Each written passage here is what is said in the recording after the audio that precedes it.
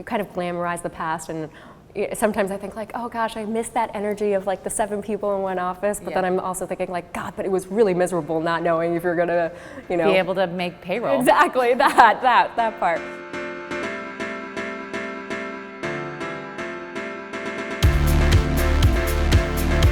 I think one of the things that struck me when I was looking at your bio is, well, we both have partners.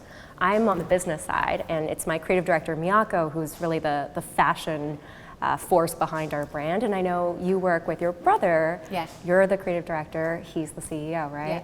How do you guys think about splitting responsibilities? So I think in the very beginning, it was very much separate lanes. Yeah. He did his, I did mine. Right. We've been doing this for 13 years, and I think now it's very blurry. I think I've grown to love the business side. He definitely has his opinions about the fashion side, and so we are still respectful of each other's lanes, but there's definitely, crossing over, crashing into each other every once in a while. I could hear that earlier on when we were just chatting earlier, and Rebecca was speaking business lingo, and I was like, oh, she's really involved in the business side too. Yeah, I mean, I think that I didn't pay attention to the business part of it for so long, and I was purely creative, and I should have, and I could have been my decision-making process would have been a lot different had I really paid attention to the business needs. Miyako, my creative director, she's like, well, I'm the designer. I don't look at the numbers. I don't understand business. Don't talk to me about business. But she's actually probably one of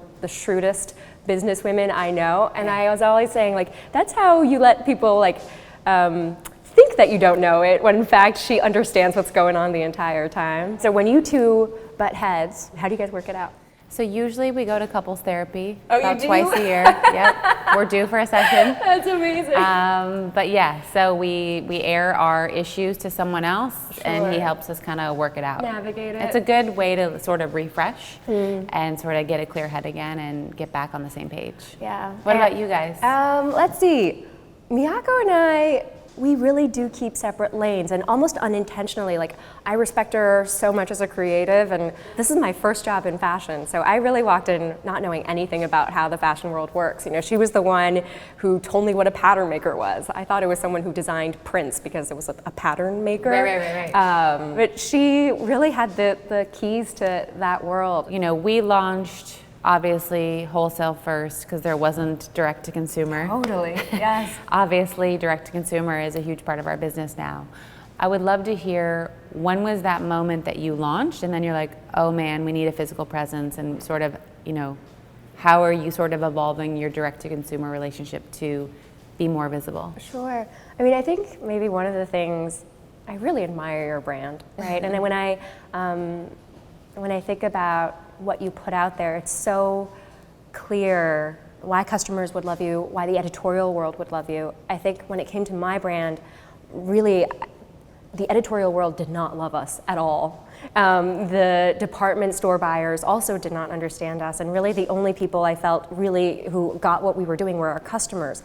And so in some sense, yes, to not go into wholesale was a choice, but I also feel like we probably would not have been able to build much of a business in wholesale. So we started direct to consumer, and I think what that forced us to do is, like, really the customers were our primary audience, and we also relied on our customers really to spread the word. We actually started doing these trunk shows in hotel rooms because we didn't have money to build a website in the beginning. So we said, okay, well, we're going to sell our dresses in these hotel suites or friends' apartments. People will come, they'll place orders. It's all made to order, and that's how we started. So that was always really a part of our narrative. But eventually, we had enough money in our pocket to open a small showroom in NoHo. That became our first place that we opened officially 5 years ago, but it was really makeshift, like.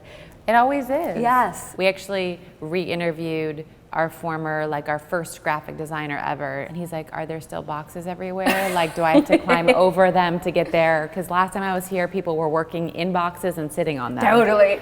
Don't you kind of miss those days? Sometimes I do. Sometimes I miss that there was like a frenetic energy that was like really fun when you're just starting. Yeah, I know, it's true. I know you have one in Soho, and you have 2 other locations, is that right? Los Angeles and Chicago and San Francisco. How do your customers differ from location to so location? Different. Yeah. Here they'll buy, our most expensive leather jacket and a t-shirt, so it's high-low.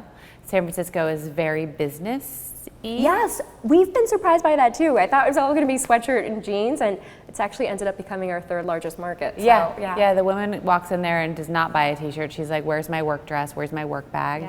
LA is by far our most casual denim and t-shirts, and Chicago is constantly coats. So it's very weather oriented, and yeah. We don't have merchandise on our floor.